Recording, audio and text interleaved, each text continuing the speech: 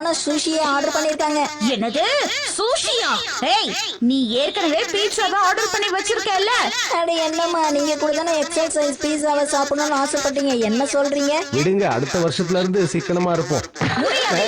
இந்த வருஷத்துல இருந்து நம்ம சிக்கனமா இருக்க கத்துக்கணும். அடுத்த வருஷம்ங்கறத தள்ளி போடுறது முதல்ல நிறுத்துங்க. எதுக்கு வீண் டென்ஷன்? அதெல்லாம் உன்னால முடியாது. என்ன சொல்ல வரீங்க ஹாரி? சிக்கனை பண்ணணும்னு சொல்லுவீங்க, ஆனா அதிகமா நீங்க தான் செலவு பண்றீங்கன்னு அப்பா சொல்றாரு. என்ன தைரியம் உங்களுக்கு? இந்த குடும்பத்தை காப்பாத்துறதுக்காக நான் எவ்வளவு கஷ்டப்படுறேன்னு உங்களுக்கு தெரியுமா? புரியுது. இப்ப நீ டென்ஷன் ஆகாதம்மா. சரி, இனிமே மாசம் நம்ம 10,000 ரூபாய் சேமிக்கணும். என்ன? என்னது 10,000-ஆ? அப்படி சேமிச்சா வருஷத்துக்கு 1,20,000 ரூபாய் சேமிக்கலாம்.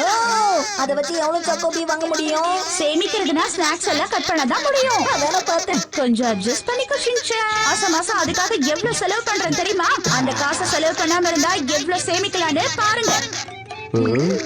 இன்னையில இருந்து நாம சாக்கோபி வாங்குற காசை இதுலதான் சேமிச்சு வைக்க போறோம். என்ன புரிஞ்சுதா? போட்டச்சு. இது இந்த மாசத்தோட சாக்கோபி காசு.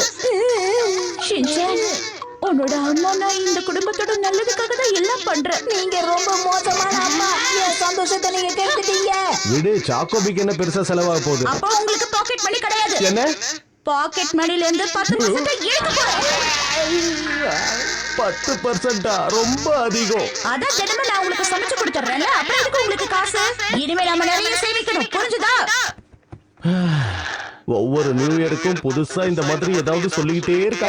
இந்த வருஷம் எனக்கு என்னவோ நல்லா இருக்காதுன்னு தோணுது.